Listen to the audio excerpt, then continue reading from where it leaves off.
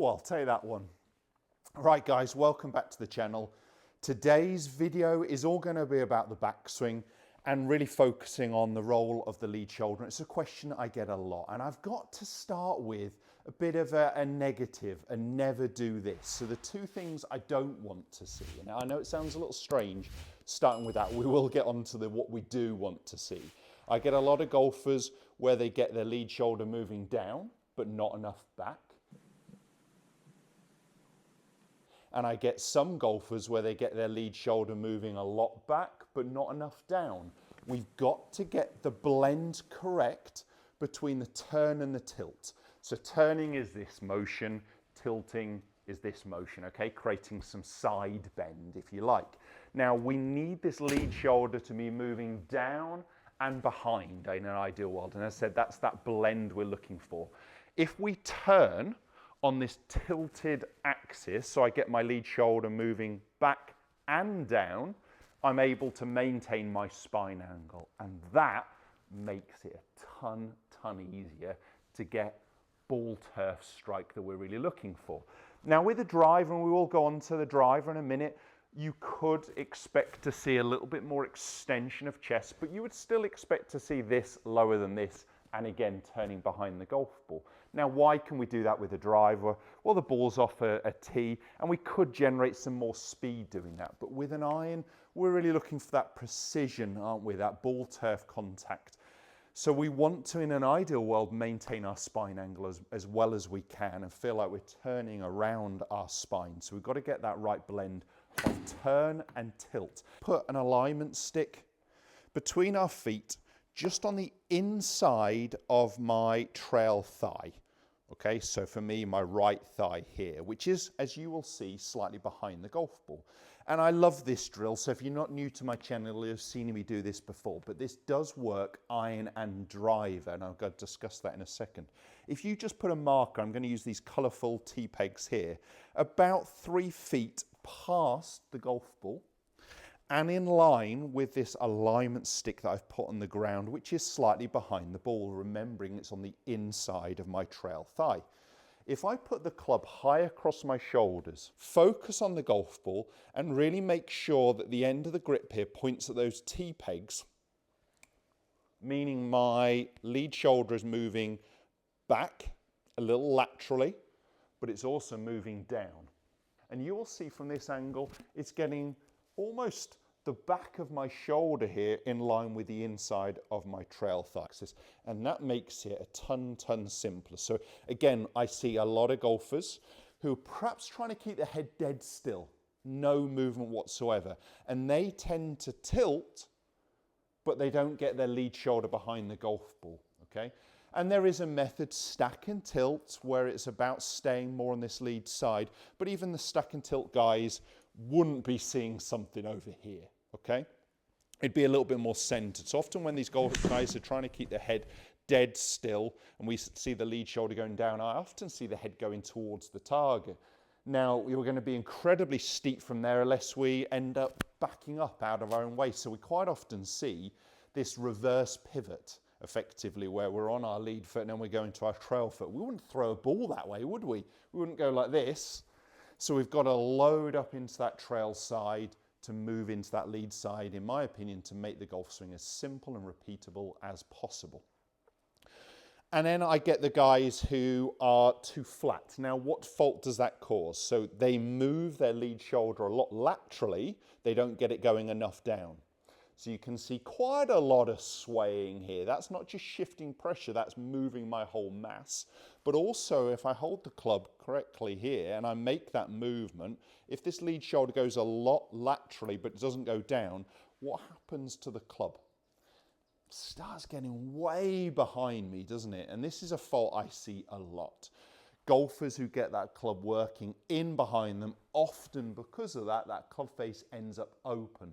So the club face is pointing more up towards the sky or the roof, and we really, at that takeaway position, would like it to be pointing a little bit more down, almost matching my back angle. So if you have this fault here where the club gets behind you, it may well be that you're not getting that lead shoulder moving down enough. And I write often, I'll put my teeth in and say it again, on people's gloves, LSD. Not trying to get them to sell any drugs, but lead shoulder down. Or, if you're a right-handed golfer, left shoulder down, okay? Just as a reminder, lead shoulder down, really working underneath their chin as much as they can, so they're turning on this tilted axis. Now, it's not only my shoulders doing this, you'll see my hips are doing it as well. They're not quite as tilted as my shoulders, but there is a definite tilt of hips, where this one is going up and behind me, this one is going down and a little bit in front of me. So I'm turning on that tilted axis. What I want you to do, after you've done some of those drills, is make some backswings, leave the alignment stick there, and just get the feeling of lead shoulder over this white stick, and imagine it's pointing at those T-pegs. Now, did I think about my arms at all in that? Because I get a lot of people worrying about their arms, but if we make the right body movement, maybe you don't need to, okay? So I'm feeling that pressure into my lead side. You'll have seen a little bit of head movement, but half a head's width, I would say, is absolutely acceptable in the backswing. There we go. It really feels like I'm coiling up my backswing correctly. So let's go ahead and hit one more.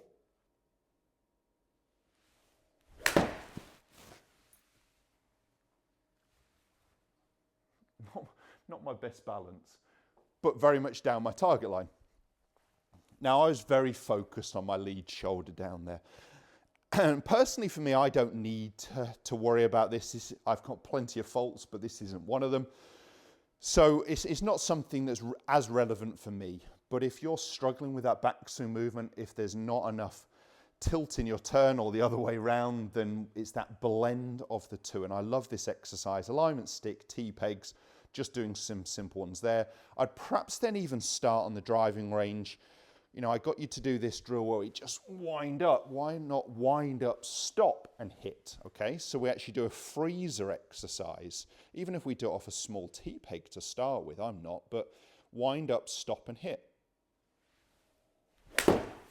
Now the benefit of that as a drill is you can, if you have that little pause, you can sort of sense, do I feel as wound up, as coiled up as I did when I did that drill?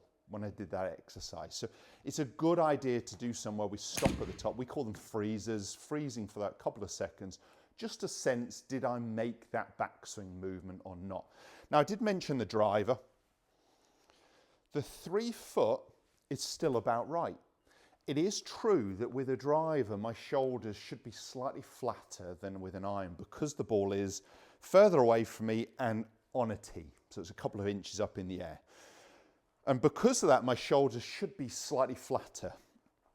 But I am, although this distance is the same from the ball to the T-pegs, about 3 foot, I am stood, because of the length of the golf club, further away from the golf ball. So that same exercise can still be true. This is still pointing at those T-pegs 3 foot past the golf ball, and it's still in line with this alignment stick that's on the inside of my trail thigh. Wider apart, haven't I? The ball's gone more forward. So I've got to move this alignment stick a little bit, but it's still in line with my inside of my trail thigh.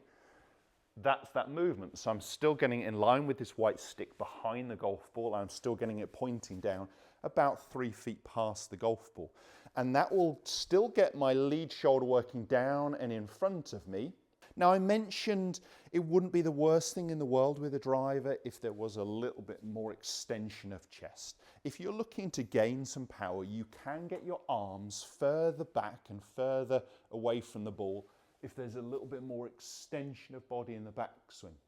So we'll gain a little bit of height. You'll see my back angle go upwards just a little bit. And that is fine because that ball's off a tee. You may have to tee it higher unless you come back down.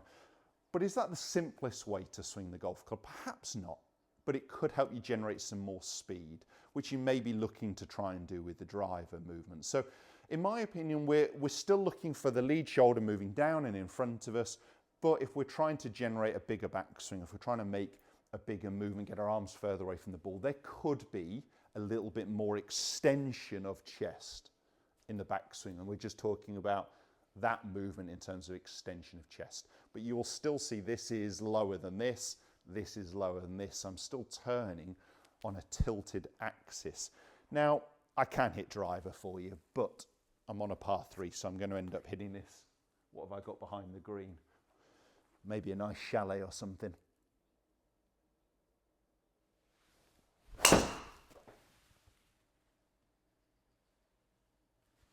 Yep, it's a nice high draw, pretty well down my target line, into the woods behind the green.